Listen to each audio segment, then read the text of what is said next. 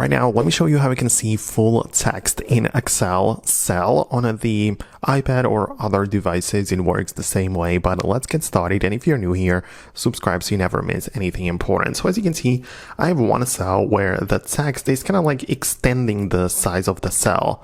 So that's obviously okay if we see it this way, but if I move away somewhere, it could be hidden away or somewhere behind the other cell. So right now, if I add something to the cell next to it, you can see that it's kind of hidden and we don't really see the full content of this one, right? Even though there is more text. So there is like a dedicated feature for it and it's called wrap text.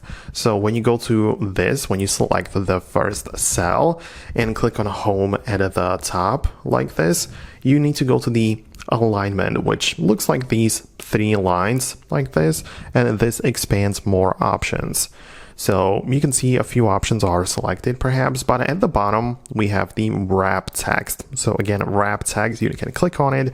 And now this makes sure that there is enough room to accommodate the whole thing, the whole information from the cell, meaning that it's not hidden behind anything else.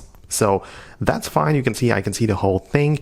And even if I keep on adding stuff in there, you can see that it just keeps on expanding the cell to make sure that it all fits there. So that's like a nice way to make sure that whole text is visible inside of a cell. And as I said, this is how it works inside of the iPhone, Mac, Windows computers, wherever you are using Excel. So again, it's selecting the cell, home, alignment, and wrap text right there. So that's what you need to have enabled right there. Let me know your thoughts and opinions below. I hope that I was able to show you something.